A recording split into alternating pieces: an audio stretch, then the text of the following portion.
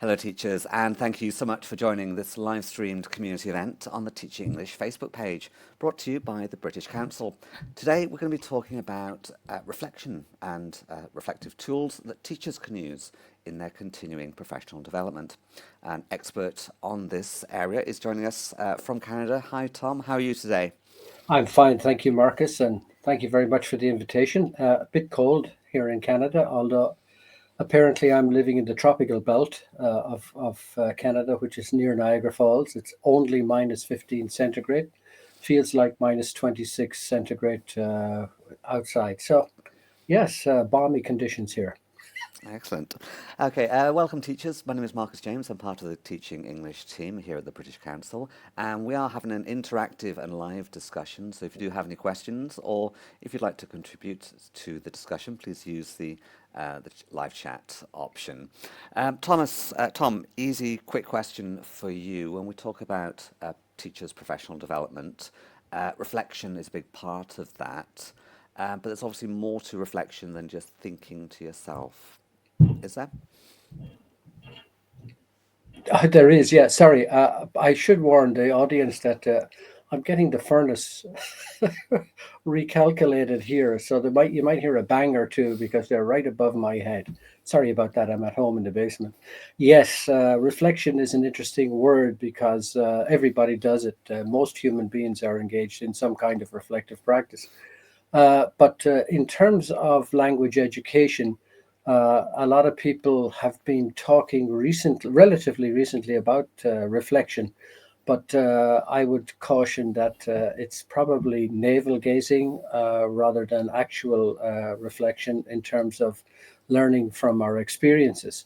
So most educators and most people agree that some form of reflection is desirable, of course, but there's not full agreement on exactly what reflective practice is, especially in language education. So when I talk about reflection, I talk about evidence-based reflective practice. In other words, you gather information about your practice, and you use the information to make informed decisions about your teaching, rather than it's 2 p.m. on a Friday afternoon, what am I going to do, and pick things out of a bag. So I'm talking about evidence-based reflective practice. So that's probably a good start, Marcus, to where I would differ. And of course, I have my own opinion about how and what the evidence should be.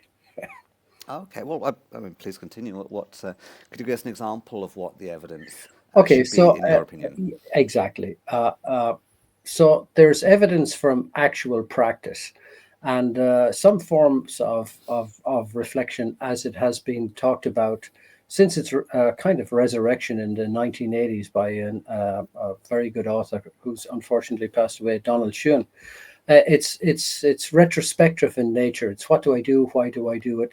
And so what? So when you have the information, what do you do with the information?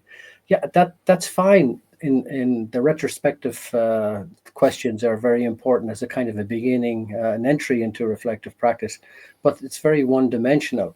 And what I found over the past years is reflection has become a little bit ritualized and mechanical, and it's even prescriptive in second language teacher education programs. Many teacher educators ask their students to reflect or write reflections, and unfortunately many times themselves they don't reflect, but there's no structure to the reflection.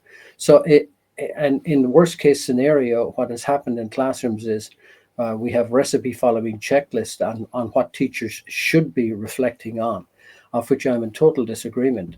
For example, in the 80s, I just mentioned earlier, reflection has was resurrected, mostly to counteract burnout that teachers in general education, especially in the United States, were experiencing, and they were experiencing this burnout because of such checklists that they had to follow. And those who've done practicums or have been observer teaching, you know ad nauseum these checklists, and this is an issue that I have within reflective practice. So when I talk about evidence-based reflective practice, I talk about holistic reflection.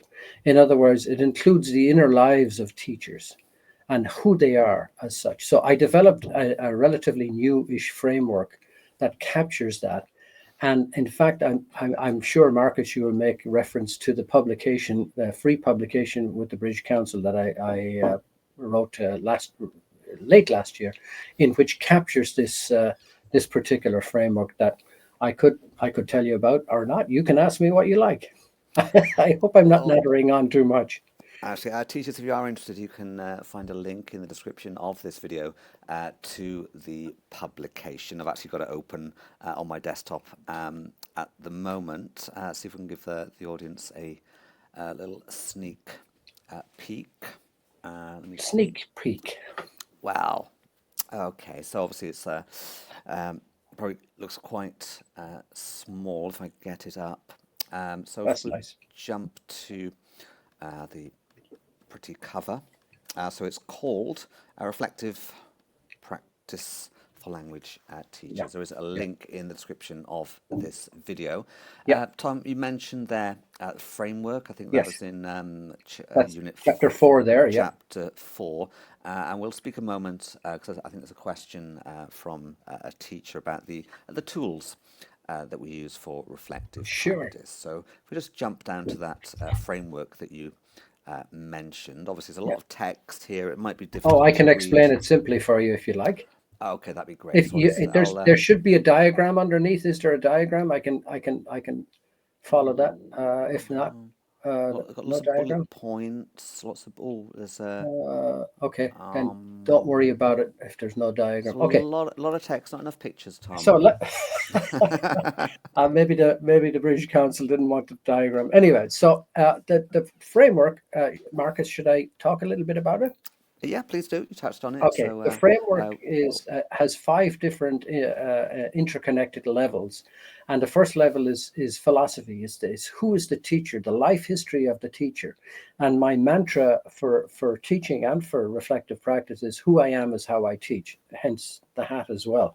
So, in other words, you bring yourself into the classroom, and that's the philosophy is the first level. The second level is principles, and it's teachers' beliefs about teaching and learning English as a second or English as a foreign language, and where these beliefs come from, and the sources, in other words, and your classroom beliefs and your theoretical beliefs.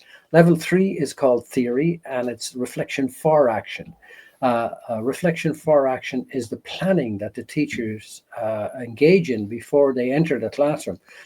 One aspect of professional development that some in-service teachers or, for example, experienced teachers tell me is they don't do much planning, lesson planning, because it's all in their head. But actually, I do more planning now than I ever did years ago, because it lightens the cognitive load, the teacher's cognitive load before you go into the classroom, and it's something to abandon rather than if you have nothing to abandon. So that's the theory. You're planning, and how you plan the activities, the methods, and whatnot. And the practice is the core of the framework, and it's reflection in action and on action. Now, reflection in action and on action comes from the work of Donald Schoen, and in action is reflecting while you are teaching. This is quite difficult actually for a novice teacher, because a novice teacher actually has not built up their repertoire of teaching skills. So they tend to stick to the lesson plan even if it's not going well. So they need a little bit more practice with reflection in action. Reflection on action is when teachers leave the classroom, what has happened in the classroom. So you have to gather evidence about that, such as videotaping and whatever. I'll talk about tools of reflection in a moment of how to gather the information. So a classroom then is a center of inquiry for a teacher. It's not only a place where students learn, it's also a place where teachers learn. Even yesterday, my own graduate class at Brock University in the Department of Applied Linguistics, we have a nice MA in Applied Linguistics program. Anybody interested? I learned from my students all about their issues with translanguaging and multilingualism in a class that we were having. So the classroom is the center, but it's not the only aspect of reflection. And the last aspect of the model, the fifth aspect of the model, is the beyond practice. In other words, critical reflection. It's kind of not that much used within our profession, mostly because, and the publishers are going to kill me, but mostly because for the many years, publishers have been dictating kind of what teachers teach with teacher books and then and the like. So critical reflection is this looking at the social, political, moral aspects of what we do. Now, many people would probably consider action research a form of professional of reflective practice, and I totally agree. And the wonderful work of Anne Burns and others on action research, I think promotes professional development wonderfully in the field. But I would suggest that my model adds to it, because sometimes action research it's only looking at problems in the classroom and fixing the problems in the classroom. So my model is holistic, and I would suggest that you cannot separate the teacher from the act of teaching or reflection. So yeah, that's generally what I would suggest. Absolutely love that explanation there, Tom. And teachers, again, if you would like to learn more, there's a link to Tom's publication in the description of this video. Would just like to give a quick shout out to so many teachers from the community around the world who are joining us right now. We've got Jessenia in Ecuador, Teresita in the Philippines, Farzana in Dhaka, Bangladesh, Osama in Sudan, Bidya in India, Jorge Luis in Cuba, Rizmina in Oman, Mercedes in Lima, Peru, Natasha in Ukraine, Manjamed in Somaliland, and we've got a question from Saddam, I believe, possibly Iraq, if I remember correctly. And the question is, and I think you were sort of touching on that, but if you could sort of respond directly here to Saddam's question, in maybe in your opinion, the best methods of reflections. Well, yeah, thanks for the question, Saddam. And by the way, hello to everybody around the world. I am so honored that you would take time from your busy days. It's 10 a.m. here in Canada. I don't know what time it is in your part of the world. So thank you for tuning in. Yeah, what is the best methods of reflection? Actually, the framework is one particular method. Best is an interesting word. My would be biased because I developed the framework. As I said earlier on, what do I do? Why do I do it? And what will I do now with the information is a basic intro to reflective practice. In terms of reflection, also, in terms of methods, one would also have to caution all the listeners about engaging in reflective practice, because it can be very dangerous. You're going to actively challenge your routines, and you're going to you have to undergo the trouble of searching for answers within your practice, and you have to endure suspense that you may not like to find what you want. So in the great work of John Dewey, an American philosopher, in the early 30s, he suggested that reflective practice, although it's a cognitive act, there's a duality attached to it, that it also should be accompanied by a set of attitudes, or what he would call reflective dispositions, before you engage in any methods of reflection. And he had three particular attitudes: open-mindedness, responsible, and wholehearted. Open-mindedness is, as I alluded to earlier, you must heed the facts, whatever evidence you gather. You might not like what you find, and you should be open to the idea, open-minded, right? To the idea that you admit that you could be wrong and say, "Oh my goodness, I've been doing this for 25 years and it's the wrong way." That would be very open-minded. Responsible is consider our reflection and our practice and its impact on ourselves, our students, our colleagues, and our community, or the community in which we live. And the wholehearted is to challenge ourselves continually to reflect on what we do. So in terms of methods, Marcus, within the model that I just explained, that actually is explained in great detail in the British Council book publication, in order to gather such evidence about, for example, about your philosophy, or about your beliefs, or about your theories, I tell you how I started in the 80s. I I think it was 1984. I forget. I reached that stage in my teaching. I was an ESL teacher, and actually, I was in Seoul, South Korea at the time, teaching in a university. And I decided, okay, what am I going to do? Am I going? I'm kind of reached that Y in the road. Will I continue this? Will I? What will I do? So I decided that I would learn more about what this is, teaching ESL and all the aspects, because at that time was a relatively new profession. So I started writing as my initial reflection. And so I started writing a journal. And if people who knew me when I was young, if they heard that I wrote a journal, they would be shocked because I never wrote one before. So I decided to write after every class. And I also decided to write, I sometimes I wrote during the class. One time I actually wrote on a chocolate bar, on the back of a chocolate bar, because I had no paper. And I just kept writing. And then after about a month or two, I looked over the what I was writing, and oh my goodness, I found patterns of what was going on in my classroom, what was going on in my head.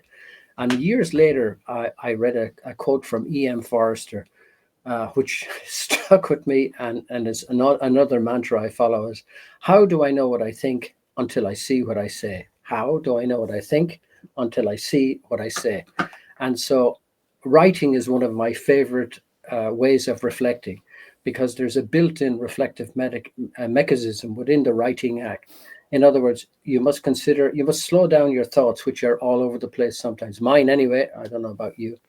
And you must write down what you think you are thinking at the time. And once you have written it, you can see it on the page or on the computer. You can see it. See, I'm old style. I write. You can see it, and then once you see it, you can rearrange your thoughts as well. So how do I know what I think until I see what I say? I write a lot. I publish a lot. One of the reasons is I got to get these thoughts out of my head, so I write them down, and I find that a wonderful reflective mechanism. So that would be, I would highlight, Marcus. I would highlight, and Saddam. I would highlight a method, if you want to call it a method, in order to fill in that framework. If you read it in the book, writing is one of the key ways of, especially beginning your reflections. I should tell you, in the literature, it's been questioned quite a bit, and dialogic reflection has been kind of encouraged, of which I would also agree. Dialogic, i.e., talking it out, is a very good method of reflecting as well. You can talk with a friend, such as a critical friend. I'll explain that, Marcus. Critical friend, because critical is a dangerous word. Some people say it's, oh, I'm criticized. No, it's from the ancient Greek. It means to separate. And so your friend, emphasis on the friend, by the way, not the critical. Not, you don't roll in late at night after a few cups of tea, if you know what I mean. That's not what I mean. So it's a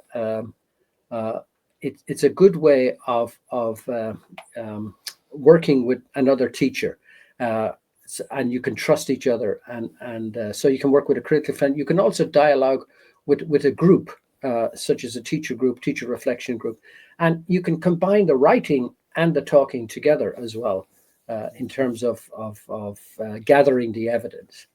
Uh, yeah, I Absolutely, don't yeah. know So if it's am I brought the talking too much? no. Just brought the publication up. So if teachers would like to learn more about these different types of reflection, self-reflection, peer reflection, the group reflection, that can all be found in Chapter 5 of the free British Council publication. You can find a link in the description of this video. Tom, you mentioned that that you started this in when you were working in South Korea. We've actually been joined by a few teachers in South Korea. I can see we've got Soon Kyun Kim Wonderful. and Lisa McIntyre Park. Lisa, I met Lisa many times at Korea TESOL conventions. Hi, Lisa.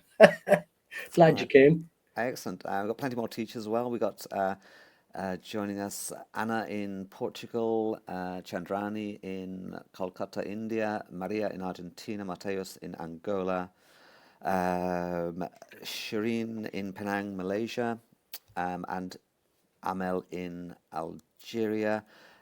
Are you talking about being 10 a.m. Or thereabouts where you are in, Vancouver or Toronto? I'm near Niagara Falls, so Toronto, Right. Toronto time. Okay. Well, Teresita says, well, she's watching in the Philippines. It's about 11:15 at night on Okay. on a school night as well. Oh, So oh probably no. Thank you, marking. Teresita, for listening. Yeah. Excellent. That's very good. I'll just respond to this question by Nguyen. Teachers, can we have this material? Of course you can. There's a link in the description of this video where you can download the publication and open it from the And site. Marcos, I also have a web page. And by the way, I make no money. You see the hat? It's called Reflective Inquiry on the hat. And Reflective Inquiry, I stole the term. I'm unabashed. I stole it from John Dewey's reflective cycle called Reflective Inquiry. And my web page is called reflectiveinquiry.ca.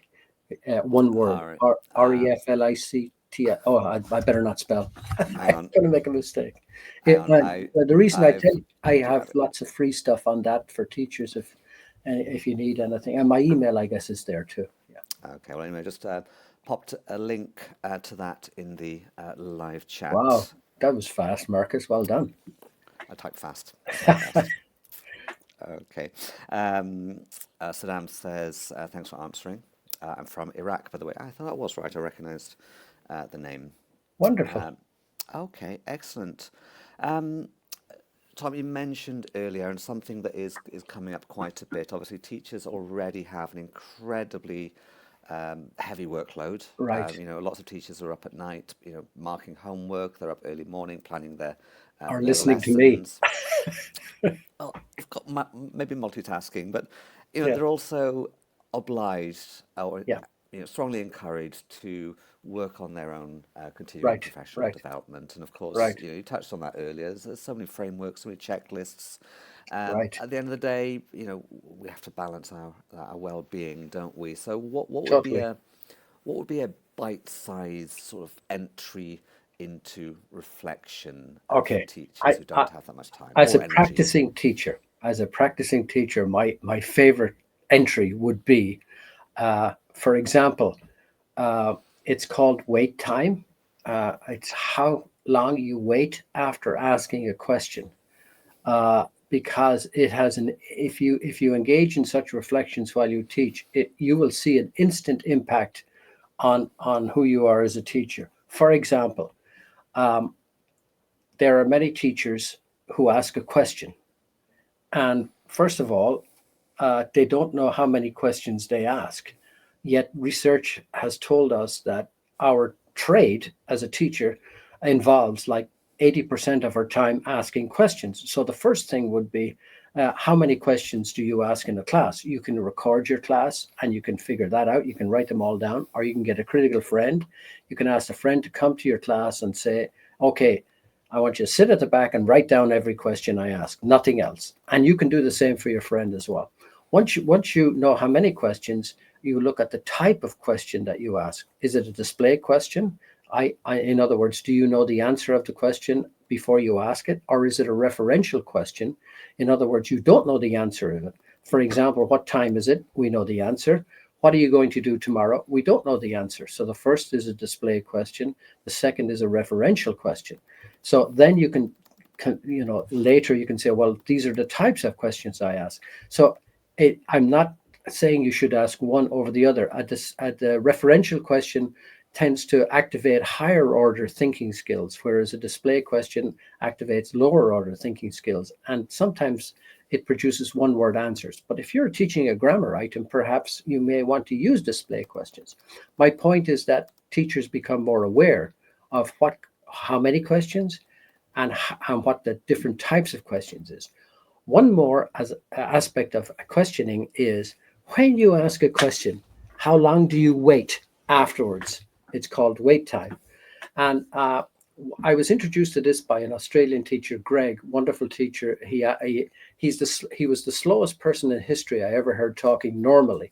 And I met him in Korea, and he was an English teacher. And I'd say, hi, Greg. And he'd say, hi, Tom. How are you? Okay, very slow talker, and I'm not a slow talker, as you probably are aware. And Greg said, "Would you like to observe my class?" And I said, "Yes, please." And I had a preconceived notion of Greg's class as being, oh my God, it's going to be very slow. So Greg was teaching a beginning Korean class, English class to Koreans, and they were adults. And Greg started class by saying, it was a Monday, and said, "Mr. Kim, what did you do last weekend?" And then we waited. One, two, three, four, five. Now I won't let you wait, but we waited 15 seconds, and then Mr. Kim answered. I go to Busan, etc. Very slow. The whole class was like that, and it changed my perception of what teaching is all about. It's not this, happy-go-lucky, full entertainment, full blast type of room. This was very slow. And I realized, well, wait a minute, Mr. Kim in Korean, he must listen in Korean, listen in English, translate to Korean, think in Korean, translate to English, and then speak. And many times, English teachers, we want this to happen within 1 second.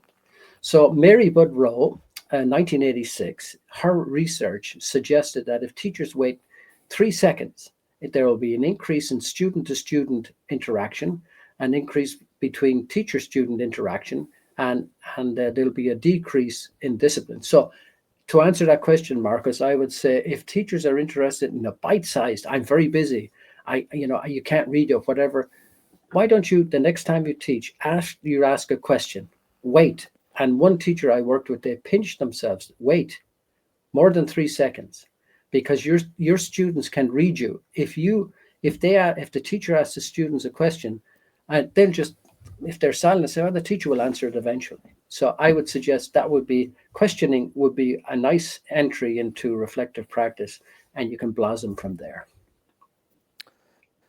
Great tip. Tom, thank you so much for sharing your insights and giving us a taste of the publication.